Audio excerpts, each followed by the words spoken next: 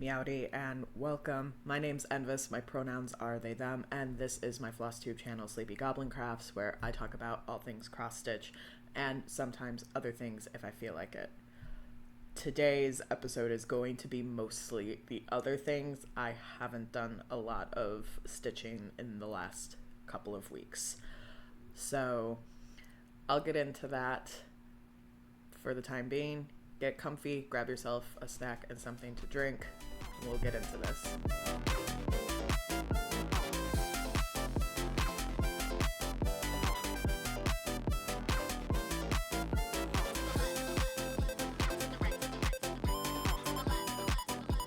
Today is Saturday, August 23rd, and I have not filmed for almost a month, which that's life. You know, normally I try to keep my filming schedule between 2 and 3 weeks, but after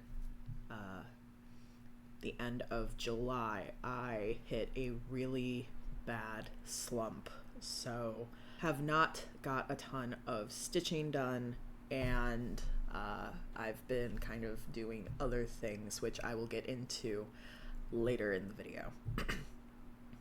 So let's just get right into it.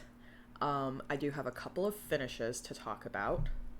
First being July's Stitch for Pride 2025. This is Emilio Roble Avila. Stitch for Pride is done by These 20 Stitches. It is hosted and designed by D. This is being stitched on 18 count resistance by Mislaid Pages, and I am using the called for DMC conversion with a little bit of color changes for my own artistic rendition, we'll say. So the text is La tierra es para quien la trabaja. This translates to the land belongs to those who work it. So I talk more about Emilio in my previous video. I talk about how he was part of the Zapatista resistance. I go into all of that. So if you're interested, you can check out my previous video.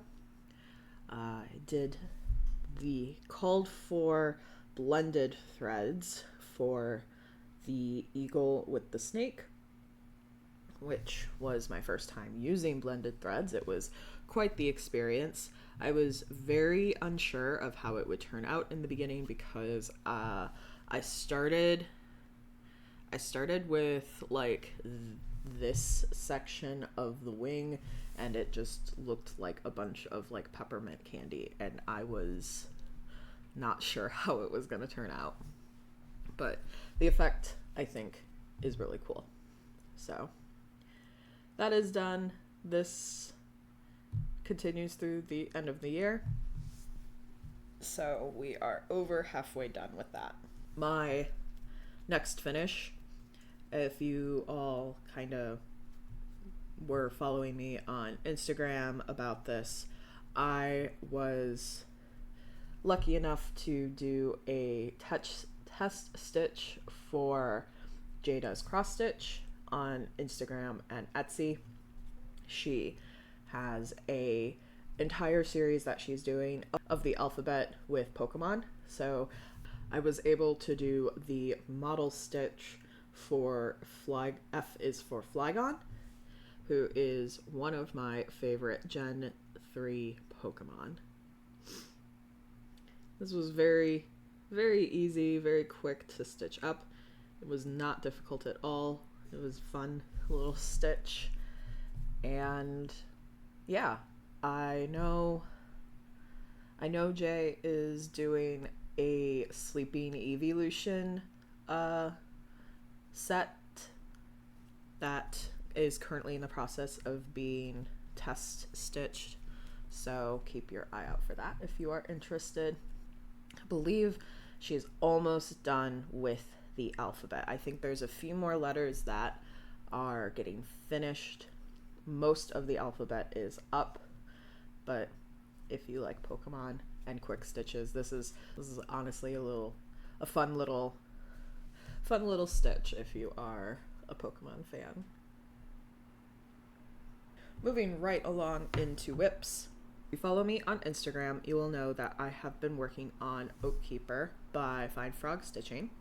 This is a birthday present that I'm working on for a friend. Her birthday is at the beginning of September, and like a fool, I only gave myself a couple of months to work on this.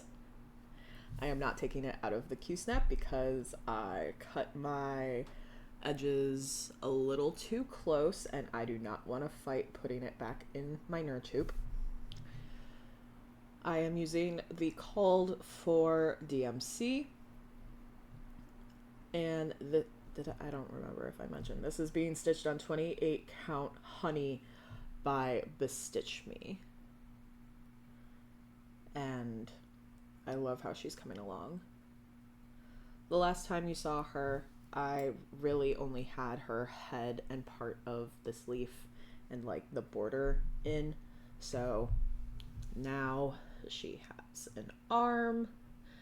Most of the leaf is, like all of the leaves are in. I just have one more color to fill, as well as her jewelry on her cloak is in.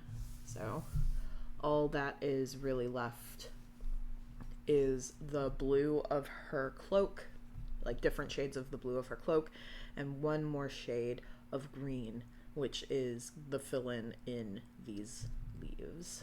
So I will be saving that for last because that will be the easiest thing to do. This has been really fun to work on, but I am ready to move on. This is my own undoing. I did not give myself enough time to work on this. I mean, I did give myself enough time to work on it. If I was just a monogamous stitcher, this would be done no problem in 2 months. It's barely 7,000 stitches, I want to say. So it's dense because, I mean, yeah, it's a bunch of block stitching, which is super easy. This is an easy stitch, quite frankly, and it is enjoyable. For me, I just want to work on other things right now. I can't because I set myself an obligation like a fool. But I am still learning what works for me as a stitcher. So, you know, it is what it is. And for funsies, here is my back on this, which actually does not look terrible. It's actually quite cohesive, if I do say so myself. I have been trying to be conscientious in my more recent stitches just to try and make things easier for me, because while there isn't a ton of color changes, there's still like 3 like different colors if there's like going into a shadow or into a highlight. So yeah, hopefully I can knock this out in the next couple of weeks and have this ready for her birthday by September 8th. We are seeing her September 6th. I don't really have confidence that this is going to be done by then. So it's just, if I had been able to do like 200 stitches on it from the beginning of August every single day, I would have been able to finish it by the end of August. However, I got that summertime sadness. and did not work on this for a couple of days. I didn't do any stitching for a couple of days. Some days. So it just be like that sometimes. The next WIP that I've worked on is Summer's Day. This is by JdoesXstitch. This was the Midsummer Stitch exclusive. And I don't have a lot done. I do have more done since the last time you saw it. I brought down this part of the pattern, worked on the outline of this butterfly, and I worked more in the sun up here. Some people are done with this already, which, I mean, that's not surprising. I worked on, the only other time I've worked on this was back in July. Was it back in July? It must have been. It was late July, early August when the stitching rooms were still open for Midsummer Stitch, and I hopped in another stitching room with Eli of Thick Threads, Krista of Clover Hop Stitching, and Clancy of Clancy's Creations. We all got together one evening and just worked on this for a little longer, just hanging out. So I really love how this is turning out. I love the colors. I am really happy with my fabric choice, which is 28 count Frozen Lake by BeStitchMe. And I am using a combination of the called for overdyed flosses and the DMC conversion.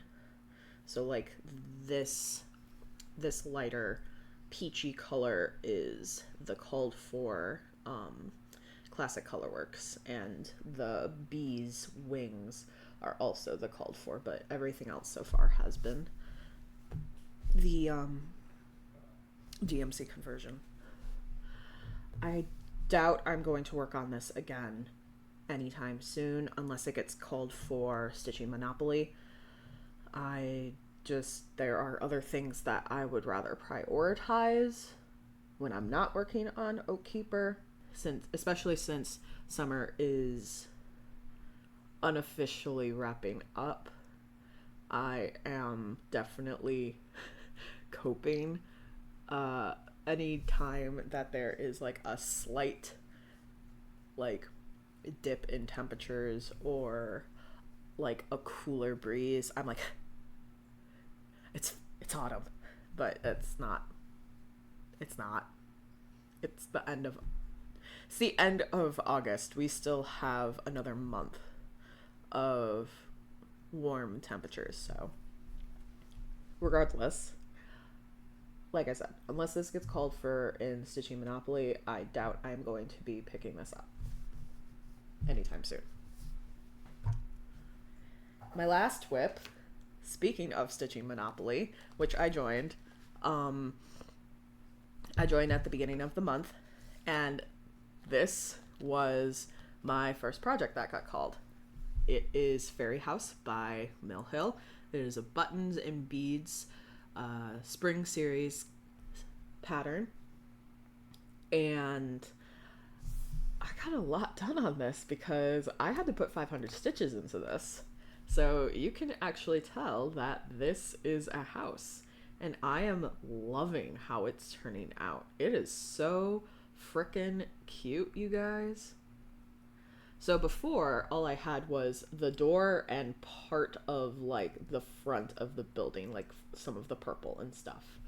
So I put in this top window, this like awning, the starting of the awning roofing, this side part of the house, and some of the green of the vines. And like this is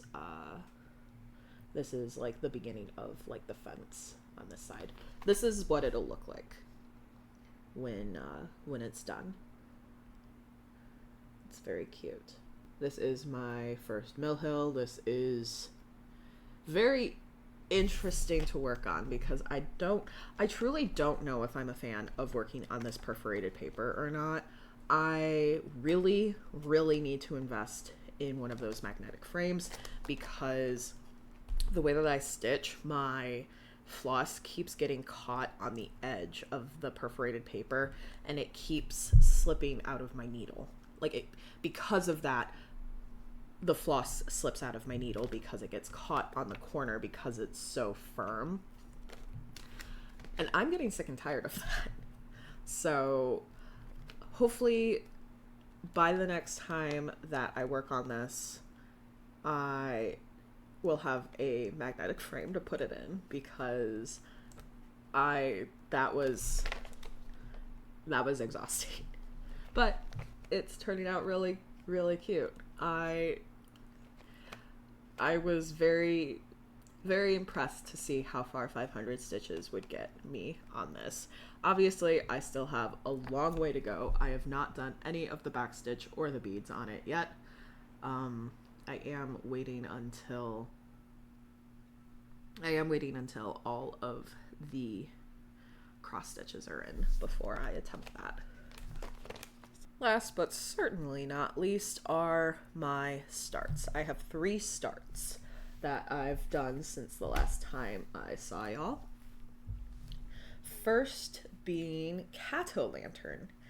If you guys are following me on Instagram, and if you watched my last video, you will have seen that I am doing a stitch along alongside Krista of Clover Hop Stitching and Selena of Spicy Selena Crafts. We decided to start Cat-O-Lantern on July 23rd, which was exactly 100 days to Halloween.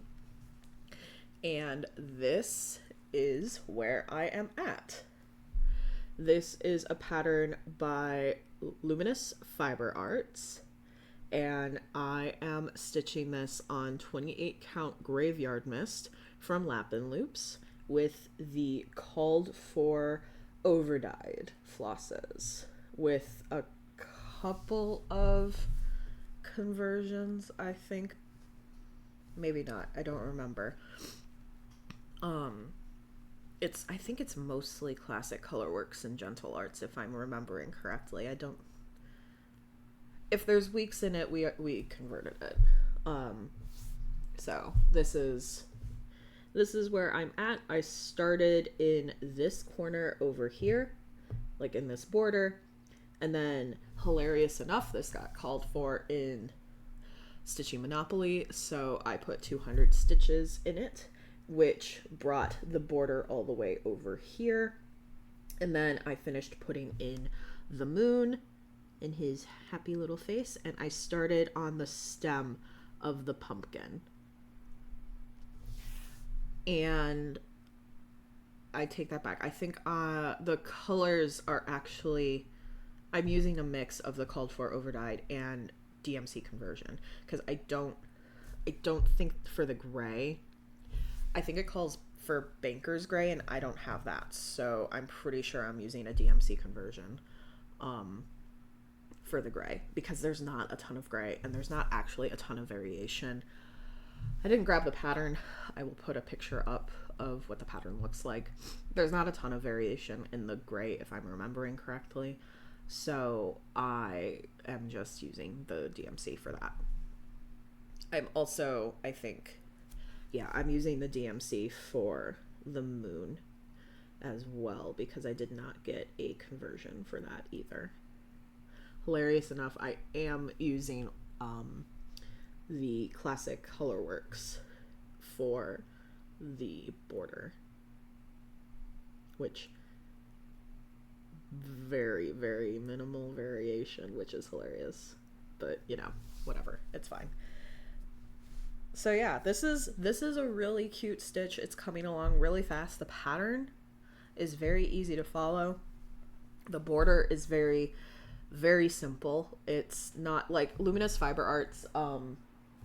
Michelle Chinook Crafter on Instagram, she's doing Boo Hoo, which is another Luminous Fiber Arts pattern, that border is just dense. It's like, it's just a simple like square border, but it's dense. And that's like all it is, outside of like the small image in the middle for the pattern itself. Like I'm at least like enjoying this border because it's like different. So it's the boohoo is a very cute pattern though, don't get me wrong, but it sometimes when you're working on borders, I know that it can get tedious if you don't do that immediately first. So this will probably get pulled out again sometime in the near future. Just either for like Halloween stitching in October, or just because it is kind of a fall vibe. Next, I started Stitch for Pride 2025's August motif, which is Saint Anastasia. I am, like I said, doing this on 18 count resistance by Mislaid Pages, and I am using the called for DMC color conversion. However, there is a flower motif in the middle here that I will be using a dark red color for.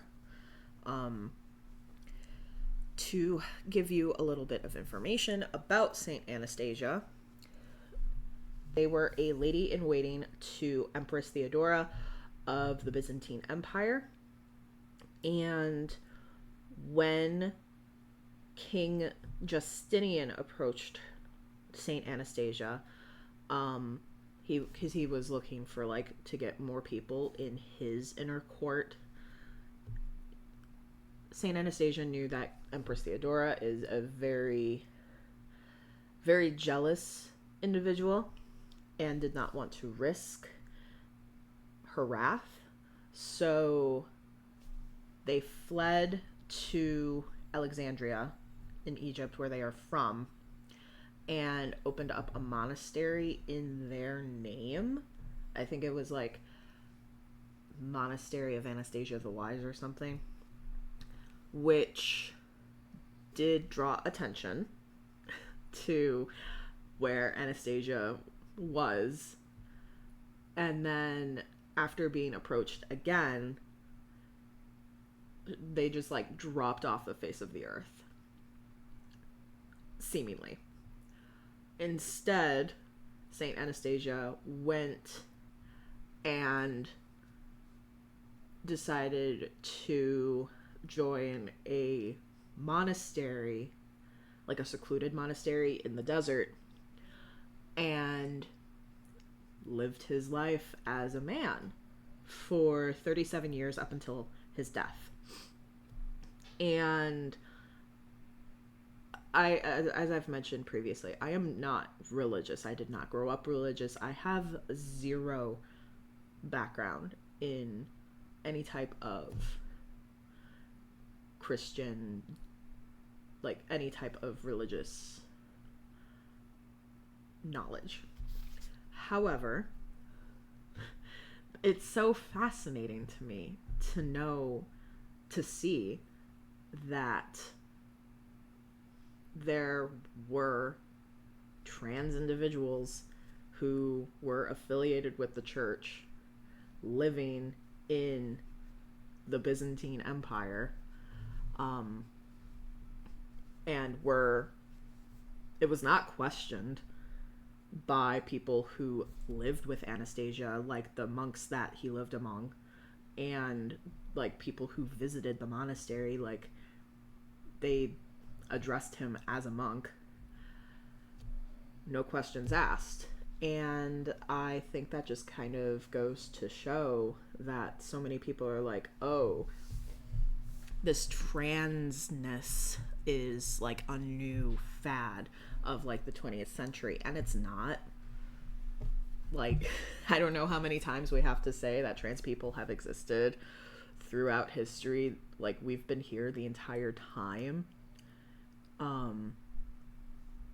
So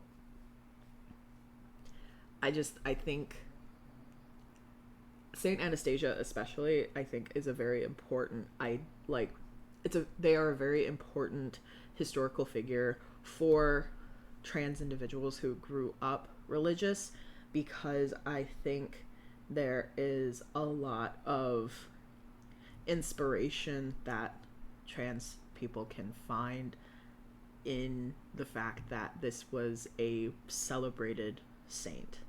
And my last start, I decided to join in on the BADStitch Discord full moon stitch along that was started earlier this month. So I started Tiny Modernists Twilight Moon, which is from the Night Garden Xstitch the Rainbow collab. I am using the Called For palette that they did with the collaboration of Threadworks. So I literally just started at the top of the moon. I did not bring the pattern up for this either, so I will put it in the corner.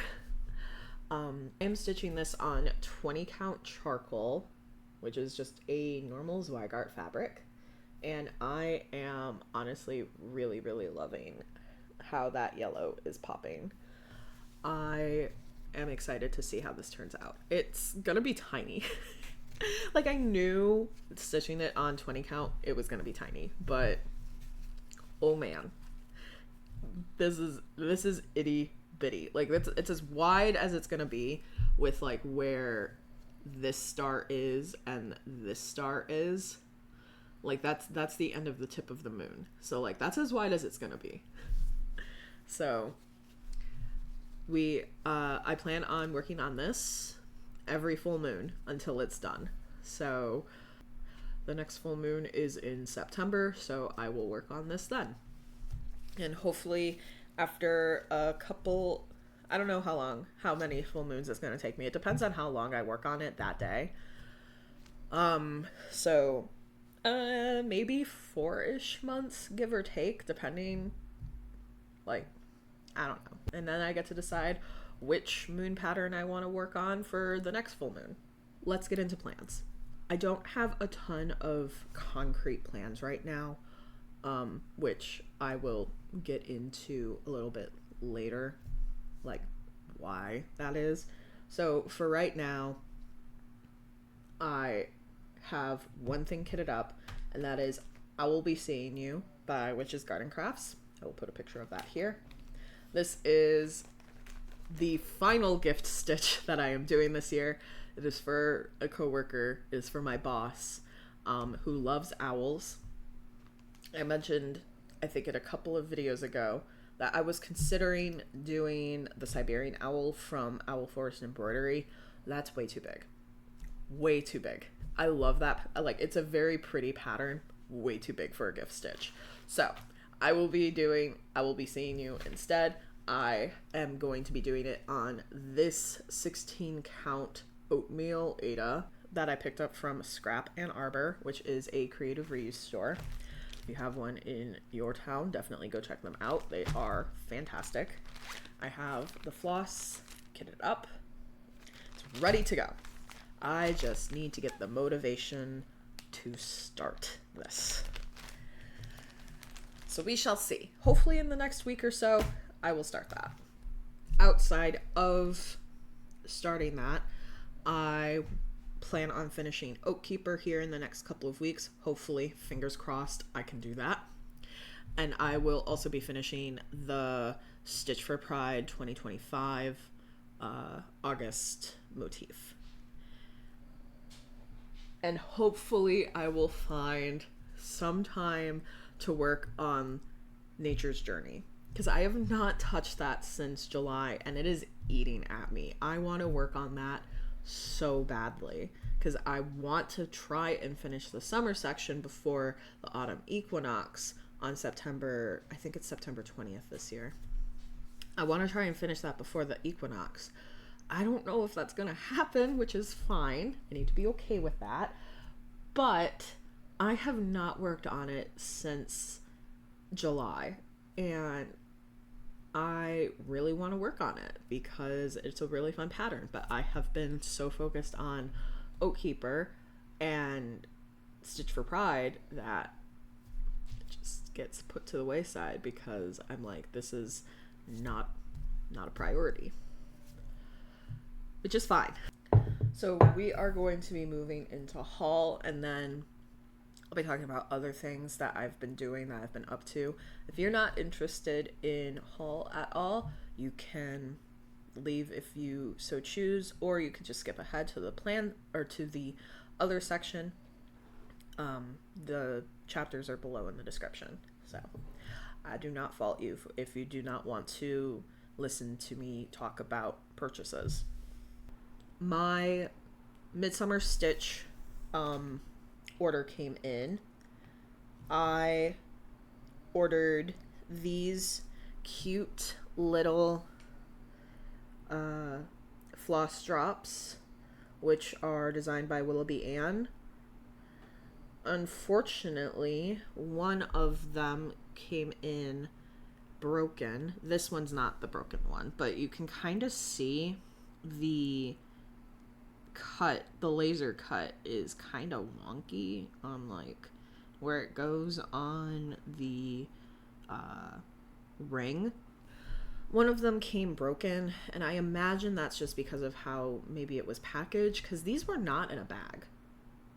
Like, they were just loose in the packaging, which is fine normally, but because of that, I think because of just like during transit, it snapped, and I'm not concerned about it really. Like, it'll function just fine as a floss drop. It just doesn't get to go on a ring.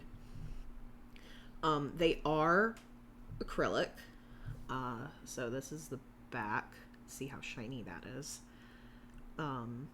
They are acrylic, and I am assuming it's a laser engraving, because at first I thought they were wood and they were painted, but they're not.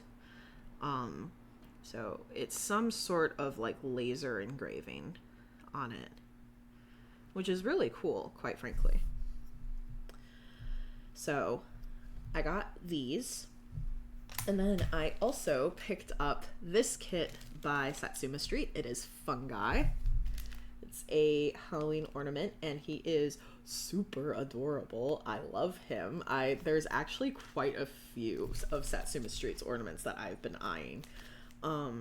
So this just so happens to be the first one that I picked up, and I am going to start him in October. I don't know how many Halloween starts I'm going to do in October, but that is a plan of trying to do Halloween starts in October.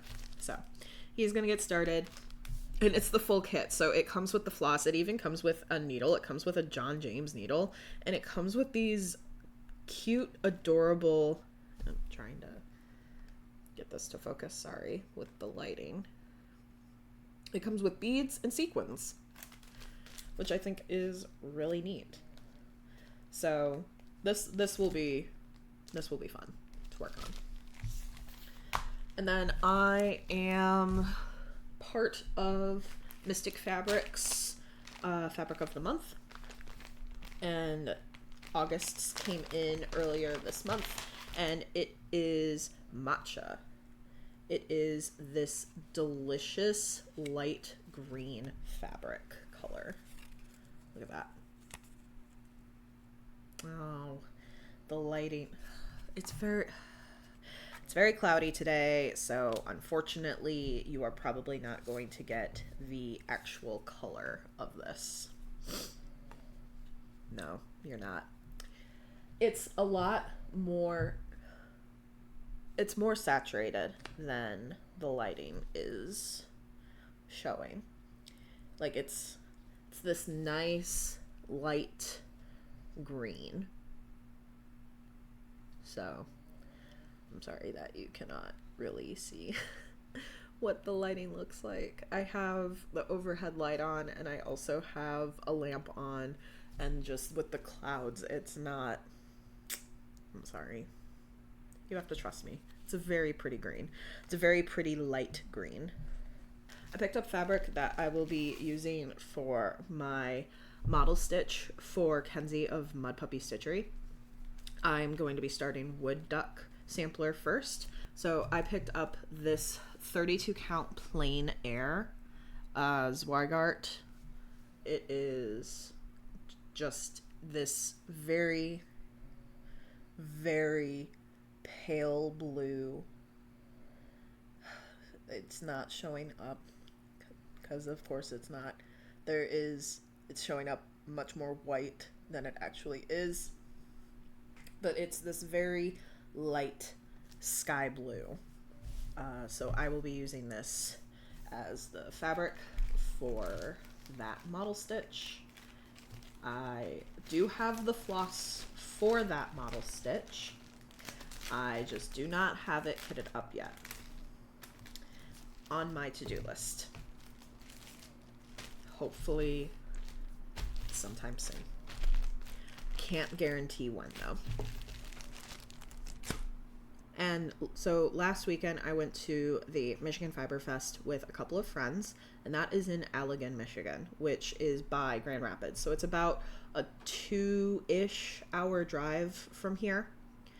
So on the way back from that, we were able to stop by Chantelle's 141, which is about 30-45 minutes from where we live. So we stopped in there and I got a ton of overdyed floss actually that I was needing for a couple of patterns that I'm working on. Like I got for the Tiny Modernist sampler and for Cattle Lantern. Actually, I picked up what I was missing for that. And I also wanted to try and find a sampler for Sampler September. So, because I don't own any samplers actually.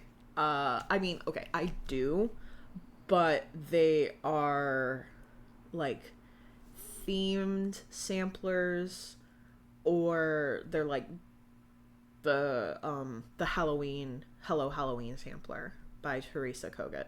But I wanted to start something for this Sampler September. So I picked up Sampler Seasons Autumn, which is by Blueberry Ridge. And I've been eyeing a couple of patterns by Blueberry Ridge for a while, and this is one of them. I do want to get all of the Sampler Seasons, but this felt appropriate because, you know, September. It's really cute. So I will be starting this for Sampler September. I don't know the fabric that I'm going to stitch this on yet. That is still an unknown. I think I know what floss I'm going to use for this. I just have to buy it. So stay tuned. Hopefully this will be a start in September. That's the plan. We will see if I can stick to that. And then lastly, I have amazing stitchy kindness that was sent to me by Meg of Books in the Moon, who you should definitely check out. She is a fantastic human being. She sent me this cute little patch of this T-Rex holding coffee and a seam ripper. That's adorable. She also sent me this postcard, which is called Social Justice Kittens, and in quotations it says, "Facts. Let the oppressors decide the acceptable boundaries of discourse." It is a cat, little kitten sitting on books. Because that's what facts are, right? And then, oh, I left the floss downstairs. She sent me 2 skeins of Oops Floss by Forbidden Fiber Co. And they are like a, one is like a dark brown and the other is a like lighter tan color. And then she sent me some patterns, which I am incredibly grateful for.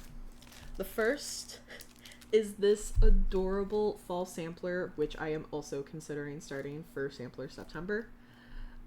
which this is by Romy's Creations. So freaking cute, this little hedgehog. And honestly, I love me a good alphabet sampler. I am a sucker. What can I say?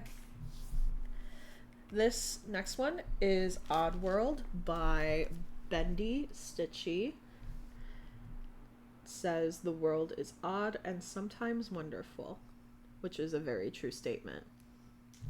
And this is also a kit, so she included the called for Fiberlicious flosses, which are these blues and grays. This is a wonderful pattern. Looking forward to starting that. And this one's probably my favorite because I love goats. This is Ingleside Imaginarium's Van Goats Irises. And it is this darling goat with irises sitting on its head. And it's using a similar color palette that you would see in like a Van Gogh painting. He's darling. He's so cute. I love him. I love this. Meg, thank you so much. You did not have to be...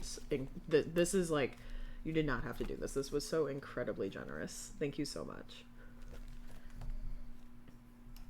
So that is all of my haul and stitchy kindness. We're gonna move into my other things that I've been doing, playing, that I've been doing, essentially. So, as I keep mentioning, I got that summertime sadness, which sucks. Like, that's just, it sucks. It is what it is. But because of that, I have not been stitching. I've been doing other things.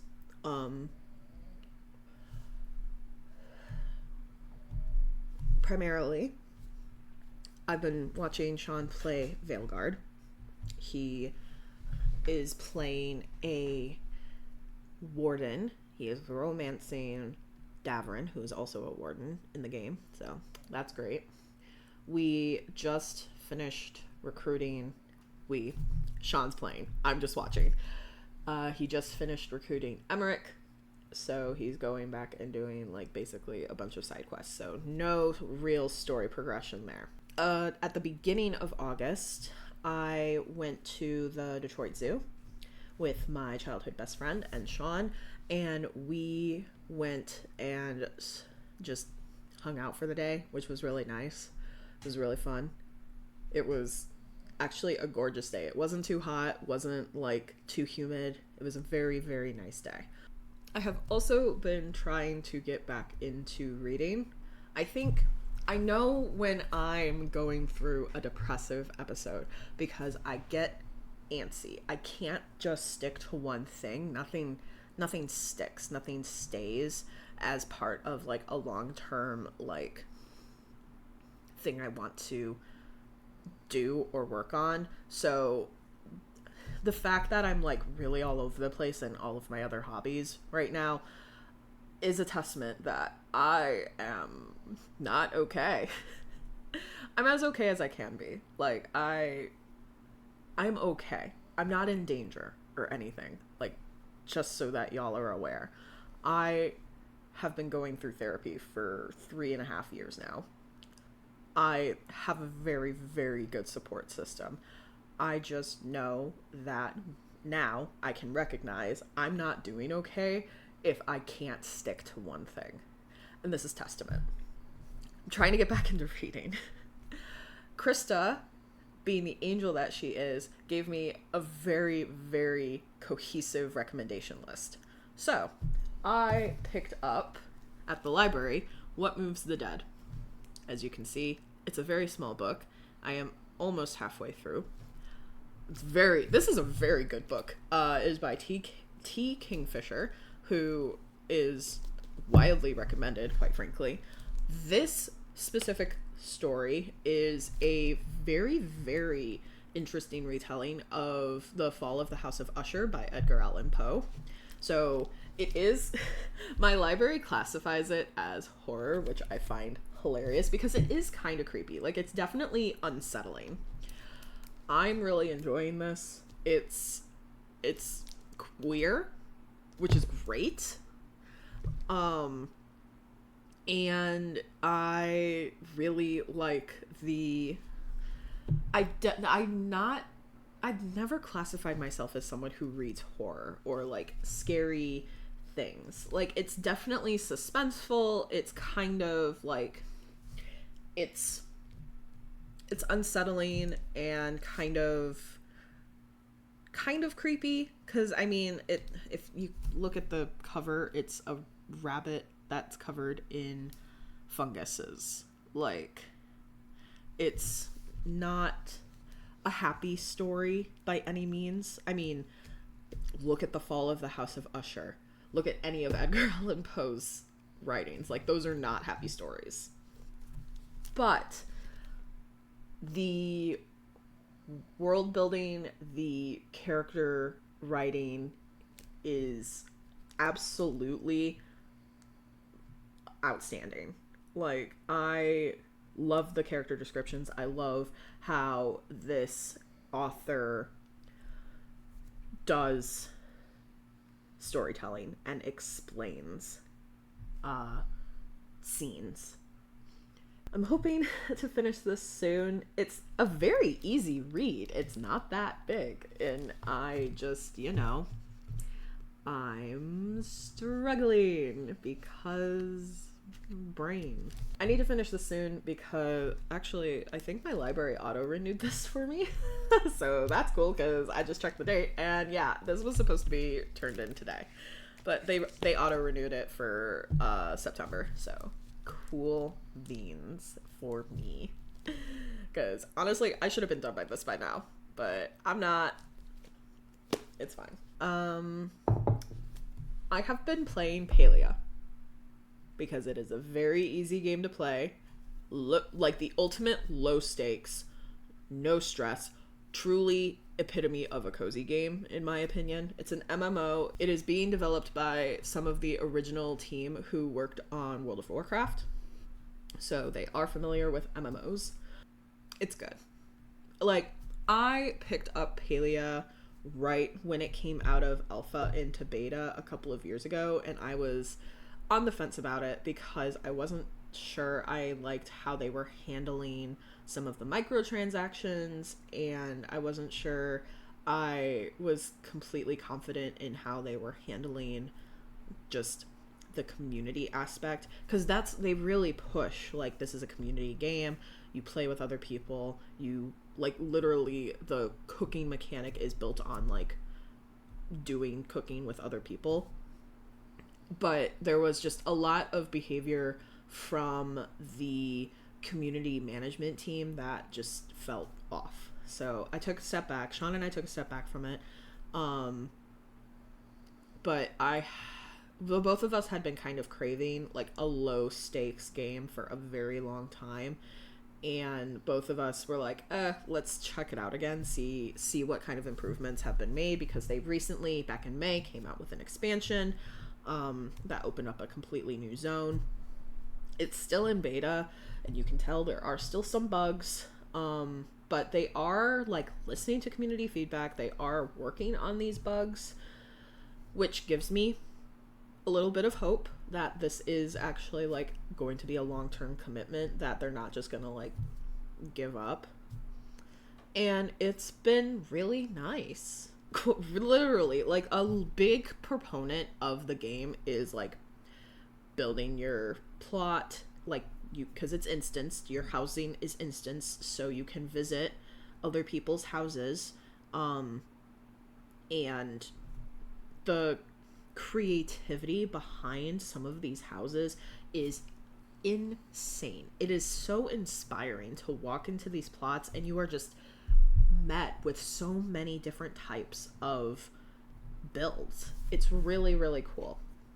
So I am still not done with the story, mostly because I keep getting distracted by just collecting shit and going on side quests. You know how it is. Because it's an MMO, but it's also collection. Like, there's no combat either.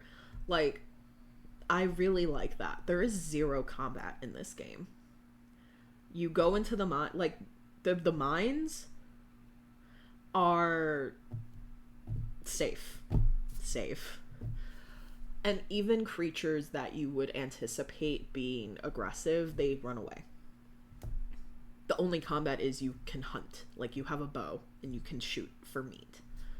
Like, that's it. It's so if you are looking for something that truly is, I cannot like express how low stakes this game truly is. You have zero, like, some quests do give you like a little sense of urgency in terms of like, hey, this is something that is going to affect us, but it's not like you have to complete it in a specific amount of time. And for me personally, this is kind of what I wanted like Animal Crossing and Disney Dreamlight Valley to be, like, a little bit more of. So it hits that sweet spot. I have not really played it in a couple of days just because I have been trying to focus on stitching right now, because there were a couple of days for a couple of weeks ago where I straight up did not stitch, and I just played Paleo for 8 hours. Because that's where I'm at. And outside of that, Sean and I have finished season 6, so we are now officially on season 7, which just finished, which is hilarious, of Game Changer. So we are almost there. And once we are caught up on Game Changer, the goal is to watch the most recent seasons of Actually, and then go back to when Mike Trapp was hosting. So we're getting there.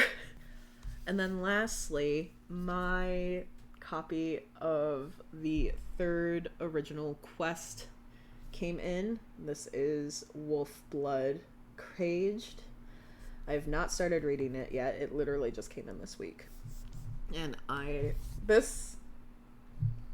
so excited.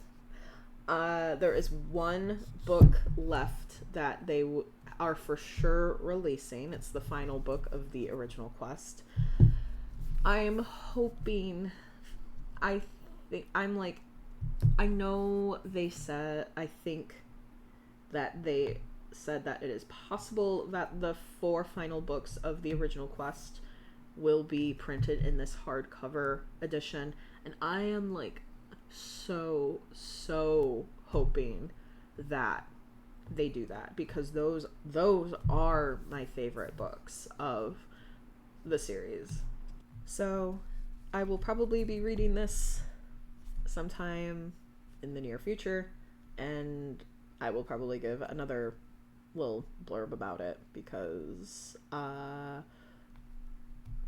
this is one of my favorite comics, so y'all get to deal with that. And that's all that. This is definitely one of my shorter videos, which is hilarious because I still talked for a very long time. I still talked for an hour, but I guess that just goes to show that, yeah. It's been rough out here. So I still am kind of formulating plans to start that little mini extra side series that I mentioned last time about going over just problems that exist in the community, as well as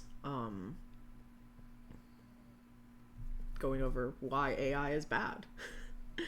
I've been seeing an uptick in people vocalizing how do you identify AI? How do I know if a pattern is like good, or if it's like legitimate and not like an AI converted image? And I just keep thinking to myself, I'm like, these people need help. Like there is so much that people can learn from just a little bit of research, but a lot of people right now don't necessarily have the capability or the understanding of how to do that kind of research. So I'm like, I need to give a cohesive understanding of like what to look out for, how to identify it, and how to like, because there is also problems with people claiming an image is AI when it's not, just because like of that person's style. So that is something that needs to be discussed as well. So it is on my to-do list. I can't guarantee when something like that is going to come out. It'll definitely be later this year at the earliest. It'll be late 2025. Anticipate 2026, just because I got that mental illness. So I appreciate you guys sticking around and hanging out with me, talking about my stuff. I really do appreciate it. It's truly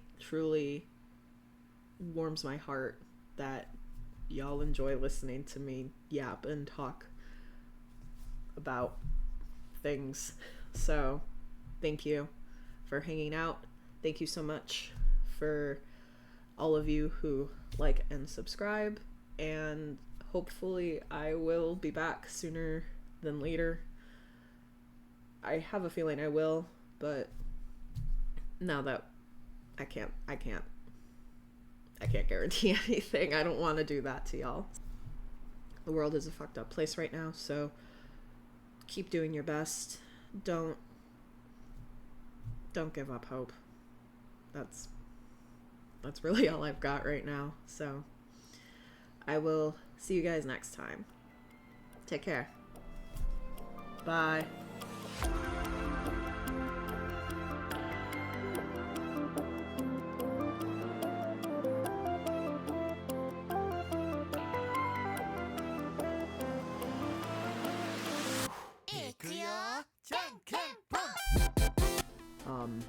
Which translates to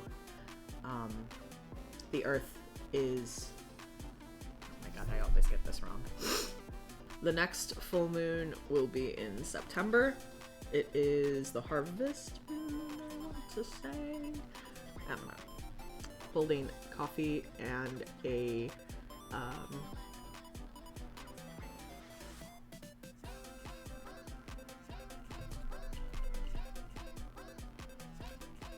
what the fuck is this called? Steam River.